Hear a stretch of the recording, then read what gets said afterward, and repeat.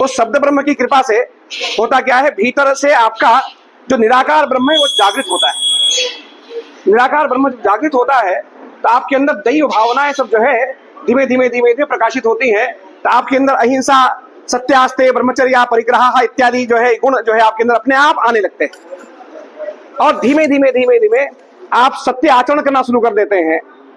आप जो है दया भाव आपके अंदर आने लगता है। तो दया भाव है, सत्य का आचरण है, यही निराकार ब्रह्म का रूप है। और इस रूप के साथ जब आप बहुत दिन जब चलते हैं तो ही निराकार ब्रह्म जो है साकार ब्रह्म के तौर पर फिर आपके सामने धीमे धीमे प्रस्फुटित होता है, सामने दर्शन देता है, आपकी आस्था बढ़ती है। अब आपने अपने ठाकुर के साथ समय बढ़ाते हैं बैठने का। एक तो ये बात समझने की है। और उसी ब्रह्म की उपासना का ये केंद्र वेदांत आश्रम आज 30 वर्षों से, जहां तक मैं जानता हूं उसके पहले भी चल रहा है। उसी शब्द ब्रह्म की उपासना महाराज श्री भी जो है दीक्षा देते हैं। अपने अपने बहुत से लोग आते हैं बंगाल से, इनको कान में दीक्षा देते हैं या ये मंत्र लो और यह इसका जप करो, धीमे धीमे धीमे धीमे कलयुग केवल नाम आधारा। तो कलयुग में जो है नाम शब्द ब्रह्म जो है बड़ा काम करता है। उस क्रम में ये आश्रम कार्य कर रहा है। और इसमें एक बहुत मजे की बात बताऊं आपको, 2 परंपरा है, एक आगम की परंपरा, एक निगम की परंपरा। आगम और निगम। आगम की परंपरा का जो मूल है, भगवान के बाद अगर कोई है तो ओंकार है, जिसको हम कहते क्या है, तज्जप सदर्थ भावनम तस्य वाचकः प्रणवः। तो भगवान के बाद अगर कोई है तो वो ओंकार है। और ओंकार जब विस्तार लेता है तो ये गायत्री के तौर पर हमारे सामने दिखता है। और गायत्री मंत्र जो है ये जब विस्तार, गायत्री मंत्र जब विस्तार होता है गायत्री मंत्र का, तो ये चारों वेदों में ये जो है ये प्रकाशित होती है गायत्री मंत्र। और चारों वेदों का जब प्रकाश होता है फिर उसके अंग उपांग इत्यादि का हम अध्ययन करते हैं। ये क्रम है ओंकार और फिर गायत्री मंत्र और समस्त वेदों का जो है आविर्भाव, और फिर बाद में वेदों के बाद जो है पुराण आदि इत्यादि का जो इतिहास पुराण इत्यादि का क्रम बनता है। उसी तरह से जब हम आगमिक परंपरा में आते हैं तो मूल में आगमिक परंपरा में है क्या, ह्रींकार है। तो ह्रींकार मूल है, जैसे इधर ओंकार है वैसे इधर आगमिक परंपरा में ह्रींकार है। ह्रींकार से नीचे जब उतरते हैं तो पंचदशी मंत्र आप लोगों ने सुना होगा, श्री विद्या में पंचदशी षोडशी मंत्र है, ये वो उसका मूल रूप है। जैसे इधर गायत्री मंत्र है वैसे उधर पंचदशी मंत्र है। और उस पंचदशी मंत्र का जब विस्तार होता है तो फिर आगमिक क्रम, नारद पंचरात्र इत्यादि आगमिक क्रम जो ग्रंथ है ये फिर आगे बढ़ते हैं और बढ़ करके चीज बनता है। तो इन्हीं दोनों परंपराओं को लेकर के यह आश्रम प्रवृत्त है बहुत दिनों से। और बड़े बड़े महात्माओं का, बड़े बड़े आचार्यों का यहाँ से सम्मान हुआ।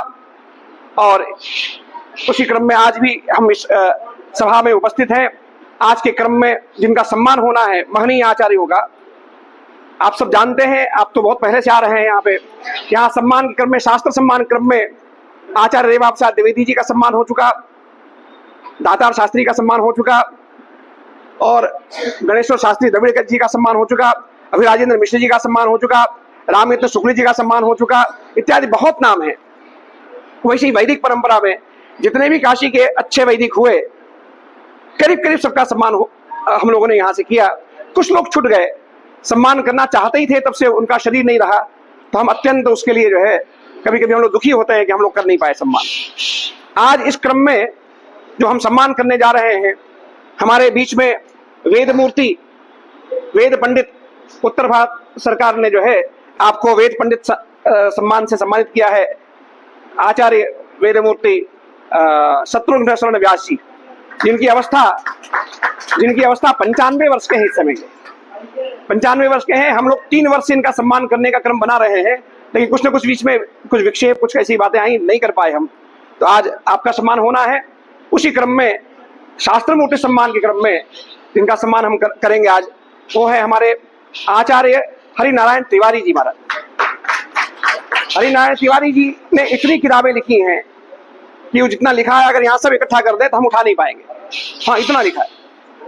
और बहुत मजे की बात है, आप बहुत अच्छे वैयाकरण, हमारे काशी के वृद्ध आचार्य जो कि आधुनिक पाणिनि कहे जाते थे, आचार्य रामा प्रसाद त्रिपाठी गुरु जी, प्रातस्मरणीय गुरु जी, उनसे कुछ हमने भी पढ़ने का क्रम बनाया। तो ऐसे आचार्य के पास आप रहकर काशी में आपने अध्ययन किया, और भी कई आचार्यों के साथ आप रह करके जिज्ञासा किया, अध्ययन किया, और आज जो है आज स्वयं में आचार्य बन करके पूरे देश के सामने आप स्थापित हैं। और आपने व्याकरण के कई विशिष्ट ग्रंथों का अभी आपका परिचय हमारे आचार्य शुक्ल जी देंगे। तो ऐसे आचार्य का सम्मान होना है शास्त्र मूर्ति क्रम में, और आप सभी आए और आकर के हमारे इस कार्यक्रम को आप धन्य बना रहे हैं। बहुत से आचार्य आ रहे हैं, फोन आ रहा है कि बड़ी भीड़ है, रास्ते में आ नहीं पा रहे हैं, गाड़ी कहाँ खड़ी करें, सबको समस्या हो रही है। ये गली में है आश्रम।